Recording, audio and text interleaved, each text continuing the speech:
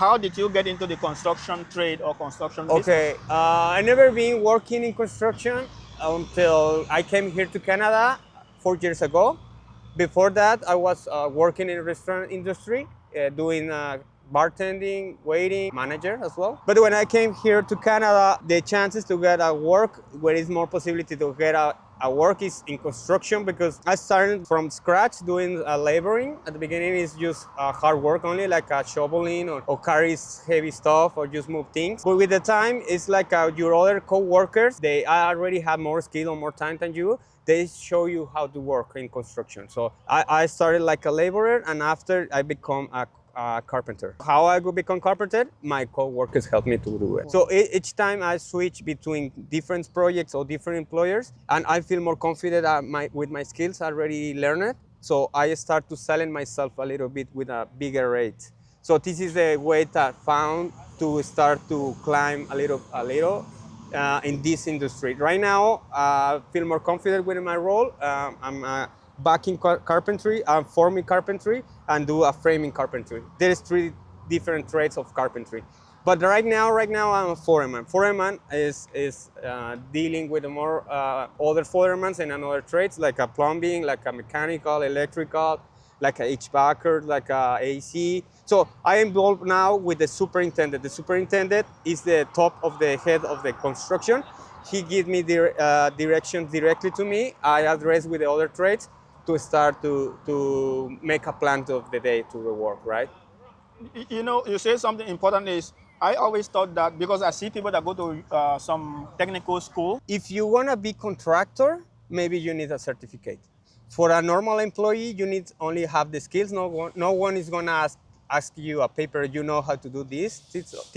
This type of trade, it's like it's pretty trusty. It's by the use the word, right? I can do that thing. I can do that thing.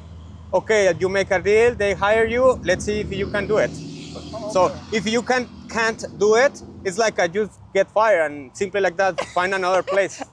It's easier. Here it's crazy. It's crazy. You can lie and you can earn that. You can ask money, right? A bigger rate. Yes. Say lying to you already know the trade. Probably not, but and in 15 days, 2 weeks, is if you don't know the trade, you're gonna get fired.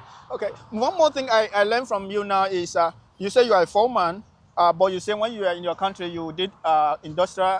In restaurant industry, I was a bartender. Yeah. Yeah, but you went to school for. Industrial engineering. Yeah. So because I did mechanical engineering. Yeah. So I'm thinking now that you're a foreman, that background you have from school. Yeah. Even though you were It's not. helped me. It's helped. It's helping It you. helps. Because even though you were not able to get your job in your profession when you got to this country, that experience as an engineer, it doesn't matter the country you are.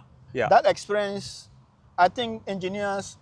Maybe because I'm one, I promote it too much, but we have problem solving skills. Yeah. When you study any type of engineering, my case, Yeah. it's like you learn things like decision taking, skills like how manage people, how manage problems, how resolve, right? I keep it with me. I try to use it in my normal life in any type of case of work. And basically all the skills for carpentry I learned with my co-workers, but my skills that I already have with my background from engineering is like a help me to be a good foreman, I guess. Yeah. I didn't ask for the job. I just received the job because Wow. when you work well, people notice when you work well. So I didn't ask to be a foreman. Right now, this is my first month being a foreman. Congratulations. It's really hard because sometimes I prefer hard work than dealing with people, because dealing with people is hard as well, and more when it's like here, there's a lot of cultures, different accents, different languages, different cultures, and sometimes cultures clash. There is sometimes some crash.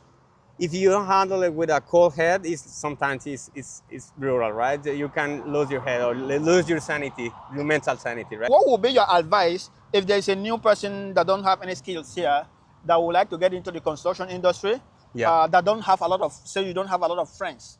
What's your advice on getting a job in the construction industry? Okay, how I get a construction work?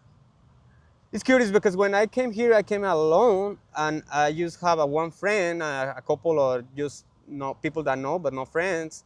But lucky to me and lucky for us, all people coming here, is like you started, uh, you met these people, your own people, right? In my case, all my compatriots, Mexicans, right? And they give their hand each to other to help. So it's some like, hey, I don't have a job right now. You know someone, and they give you numbers, and you start to call numbers, right? It's like by person to person. You know what I'm saying? Yes. And the point is like I have already in these 4 years already living here. I have not a lot of contacts, but I have a few ones, right? Without all these contacts, all the contractors have already worked in the past. Because one advice can I give you here is don't try to keep only one employer, because employers sometimes give you work for 6 months, but suddenly the work finish, and sometimes they have another side to put you working on it. But sometimes it's like until the new project comes, and so they stopped you. So you need the money, you need to keep living, you need to keep working. So you can't stop and just waiting for that contractor to go back, right? You need to continue to find a new contractor with your older co-workers.